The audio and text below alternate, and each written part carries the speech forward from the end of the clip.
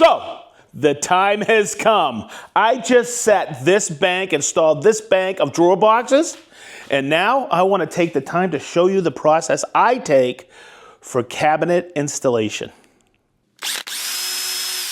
So I took the liberty of finishing the cabinets. I had mentioned in previous videos, I like the contrast I always have of natural cherry veneer against a hunter green. In fact, I picked out a color called Isle of Pines. It's a Sherwin-Williams product. So real simple. I didn't want to do a whole video on it, but what I did is and you'll see in the B-roll, that's probably Chris has got going now. I sanded it, just a final sanding, and then I rolled it with a foam roller, 6-inch foam roller, and then I tipped it with a 2-inch brush. Now, what I want to point out is I didn't have to finish everything. Get over here, Chris. I did this side, this side, this side, and this side. And then you'll see I just did the front edges, because guess what? That's all you'll ever see. Now, if you see that there's some in here, that's where I laid off the paint on the foam roller. So you don't have to finish the inside, because you'll never see it. So if you remember in the previous video, when I pulled everything away from the wall, I had the drywall, but I had this little offset into the concrete.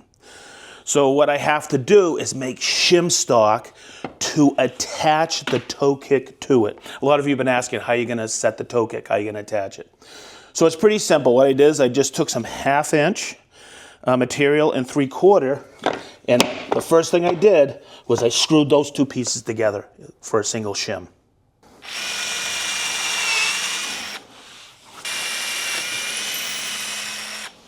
Really quick tip I want to give you is get a good pair of knee pads, because I'll be working low to the ground doing this install, and I always have a good pair of knee pads. These are gel. I've had them probably for 20 years, and they work great. Save your knees. So I'm going to be using 3.5-inch Tapcons. All right, and what I want to do is I'm going to put my shim here, and I'm going to drill a pilot hole in each of these 3. I'll pull it away and drill the hole fully, because I have a shorter Tapcon bit. And by the way, if you're using a 1/4-inch Tapcon, it's a 3/16 bit.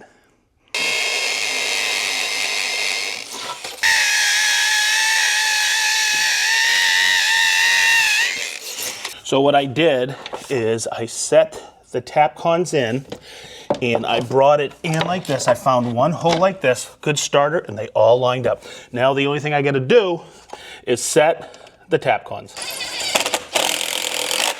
And see how flush that is? That's why I countersunk them, because the toe kick's going to fit right up on there with it.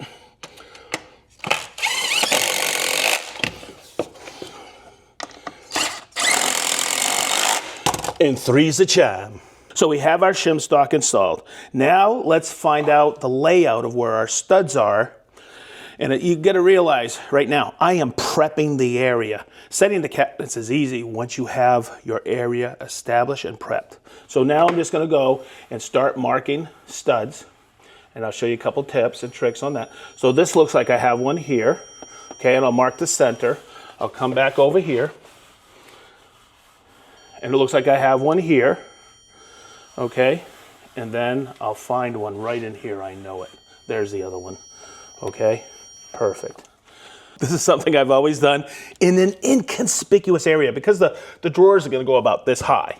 Okay, as I always take a pilot bit and I drill out, because I want to say this. My stud sensor said this was the center, but it really wasn't. It's actually right here. So I drilled a couple of holes here, in here, and I found out where my studs actually were.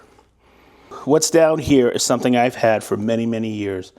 I no longer believe it's available. It's a self-leveling, because there's hundreds on the market. This was the original. It's a PLS, Pacific Laser Systems laser. I have set so many cabinets with this. But the reason I have this is because I have the plumb line, and this is self-leveling, okay?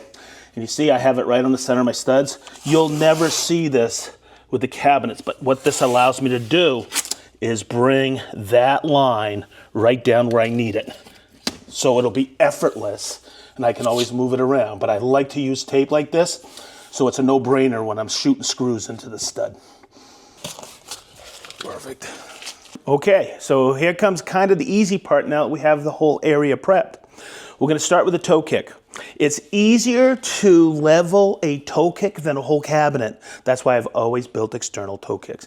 So you'll see that if I lay this out here, it pretty much is exactly level where I want it because I've already started to tweak it, and you'll see right here in the vial. Okay, I'll come over here and check it all the way around. So I'm level this way. What I had to do is right here on these levelers is a 5mm hex, and I could take that and level it like this. This is why I choose these levelers. Not only do I check for level this way, but I check for level this way, and also this way, and this way. Because once you have a sound foundation, the rest is easy. So once I'm happy that my foundation / toe kick is level, I'm just going to use these 1 3/4" screws and attach the toe kick to the shim stock.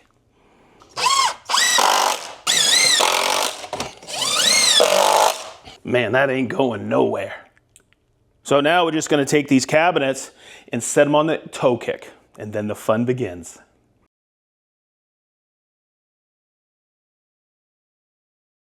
So what we're going to do is we're going to put all 3 cabinets together. I have them exactly where I want them on the toe kick.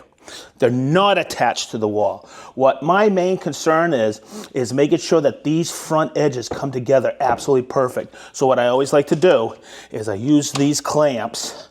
Okay, I'll have these in the description. I've had these for years. Hopefully they still make them. They're called Bessie click clamps. And I'll bring that front edge right there. And now I'll run the screw. Okay, so this is 3/4 and 3/4, 18mm, 18mm, 36mm. I chose an 1 1/4" screw here so I don't go through. And right in the front here, I drive them together to hold that front edge. And then I'll come down and do the bottom of the front edge, just like this, and making sure that's perfectly flush.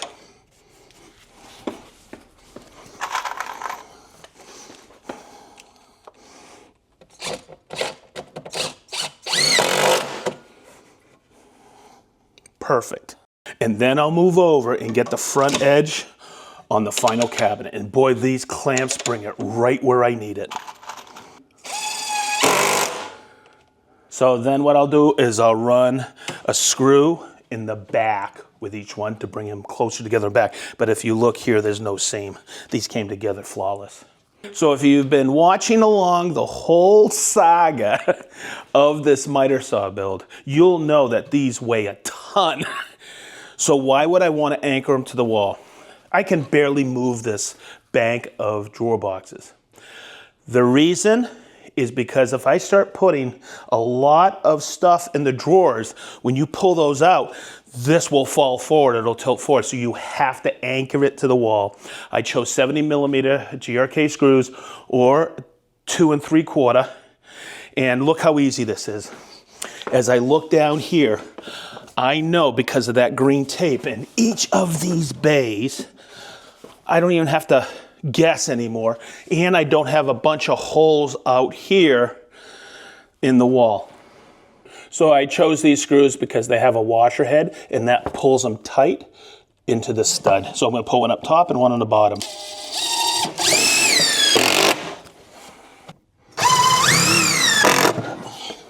So as you can see, it's a simple process to establish a basic foundation and prepping your area to get your cabinet installation absolutely perfect. Once you've established that base, the rest is gravy. So I hope this helped. And as we always say in a SedgeTool shop, be positive, stay sharp, and we mean wicked sharp.